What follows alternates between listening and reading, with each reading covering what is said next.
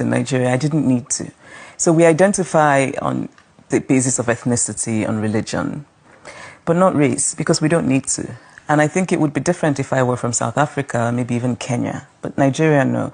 And when I went to the US, it was a very strange thing, because it's one thing to know intellectually that there's race in America, and I had seen Roots and that sort of thing. But it's quite another to sit in a class, and the professor comes in, and he has a pile of papers. It's the first essay we've written for the class. And he says, this is the best essay, and I want to know who wrote it. And he calls my name. And I raised my hand, and on his face, I saw surprise. And it was a very small, fleeting moment. But it was a moment where I realized that for him, it was surprising that a black person had written the best essay. Why? Because it was the best, or what was the subject? No, it didn't matter what the subject was. The point was it was the best essay in class. And America is a world in which black people don't do the best things. Black people are not expected to do the best things.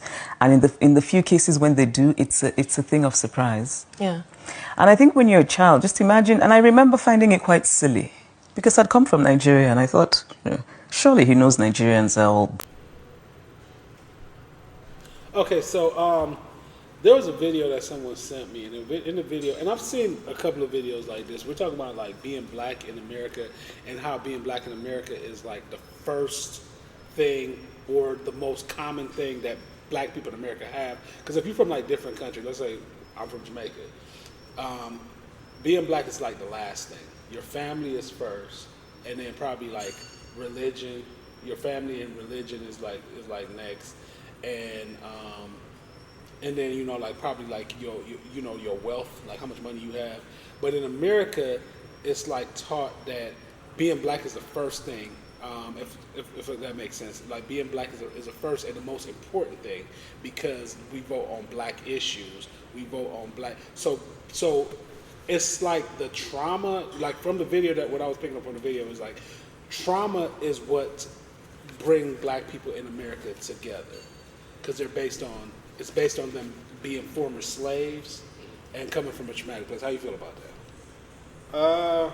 I would somewhat agree with that. I think we all identify with that, being that, that's our makeup here in America. Our background is slavery. You know what I'm saying? So, that's something that we all identify with, is being black and being held back in a lot of different areas. So, I don't know if I would call, well, I guess you could call it a trauma, so to speak, that we like commonly share. Mm-hmm.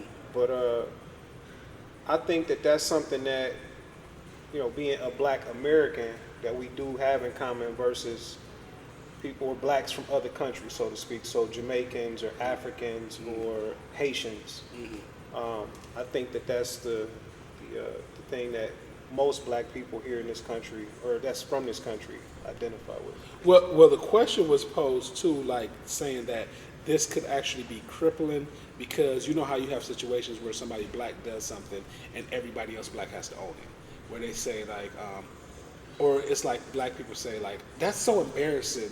They embarrassing us in front of white people, right? Or they embarrassing us in front of everybody else. So the question was posed as to how crippling that could be.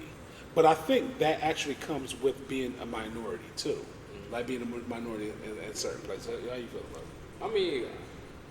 I mean, all I know is like America, so I can't really speak on too many things in different countries. But I'm pretty sure, like me being American, if I had to go live in another country, I would have to get used to their culture, how they do things. So that I feel like that's how when people come from another country to America, it's new to them. They have to get used to what we go through, how we live, and everything. And it's just like when you was in Jamaica, how many white people were you around? None. And the thing about it is, I left when I was 8, yeah. So I didn't deal with racism, because I wasn't around any white people. So the first time I dealt with racism, I was in the 3rd grade.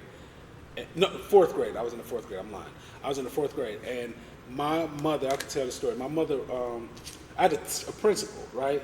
And I remember his name. I will not say his name, Mr. Stuckle. But so I had to go to the principal's office because there was a student who happened to be white, and he was really bad. So the teacher sent me, who was a black teacher, to tell what he did, because I was actually, like class monitor or whatever type thing, to tell what he did. And it was some other black kids in there too, and it was a white kid. And I'm young, I'm probably like 8, 9 years old or whatever. So I'm in there, and I was like, I kind of was laughing because he was still acting stupid. And then the other boys was laughing too because he was acting, kind of dumb. And then we was just like, we was like laughing at him, but he's in trouble and I'm a good student, right? So the principal slammed the door. The principal slammed the door and was like, you know what? You're never gonna be anything in life, and just was just cussing me out. I'm a little kid. I'm not from nowhere where there's white people, so this is like foreign to me. You're never gonna be nothing in life, and he's gonna be your boss one day, and you're gonna be a bum. So when I went home and asked my mother, the teacher actually called. I wouldn't have told the teacher what happened. The teacher actually called my mother to tell my mother, like, this is racism and this is what your son got. Well, my mother already knew what racism was. My mother wasn't but she didn't talk to me about it. Right. And it was just that was an example of how race means a lot in America. Like, it means a lot. I remember being in school and, like, kids would not copy off of other black kids. They would copy off of white kids that weren't as smart. Right. Go ahead, what were you saying? No. That was kind of like the thing. They were made to seem smarter than us. Yeah, you know what I mean? Just based on, like I said, us being held back in so many different areas and stuff like that. And education is definitely one of them. So, One of the best service I did myself living in America is reading books like The Warmth of the Sun, which is right there, books like The Color of Law, to know about why African Americans and why being black in America, why certain people are the way they are.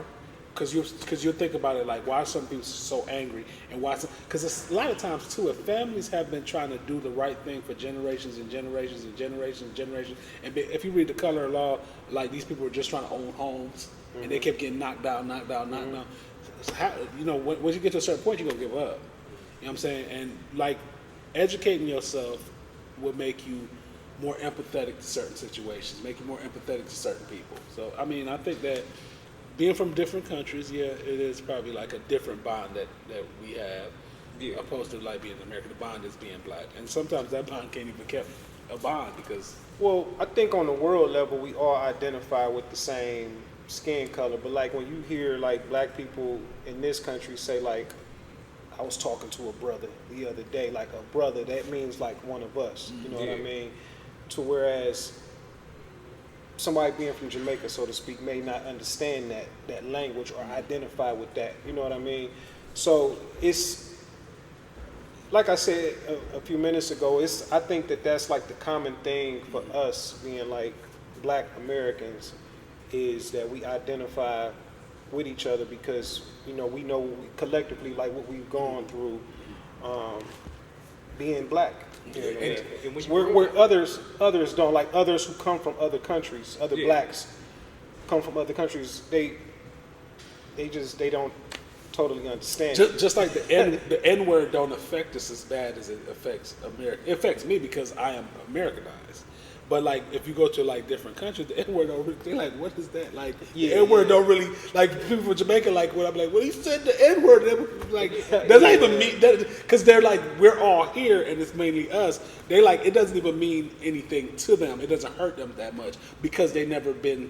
They've even, I mean, blacks and Caribbeans have been slaves, but it's so far removed and they got their freedom before, and there are no white people there, so they're kind of, like, not connected with that word as much. But go ahead. No, I mean, sometimes, I mean, when you grow up like that, and that's just like being kind of inbred in you, it's kind of hard for certain people to, get rid of that, that mindset and everything. So it's just how some people just grew up. I'm not saying that it's bad. I'm saying no. I'm not saying it's bad. I'm saying your experience creates you. Yeah. You know what I'm saying, and that's a part of the African American experience. Yeah. And their experience. And when I hear people, like, from the Caribbean say, like, they say African American people, they stupid or they lazy or you can't speak on somebody else's experience because you haven't experienced it. Yeah. You know what I'm saying? And then I hear like African Americans say things about Jamaica's crazy, Jamaica's this, you know what I'm saying? You can't speak on somebody because you don't know that experience. And then sometimes, a lot of times, the easiest thing to do is put black people against each other. Yeah. Well, they really good at doing that. Yeah, so I mean, that's all I have about that topic. Me too, buddy.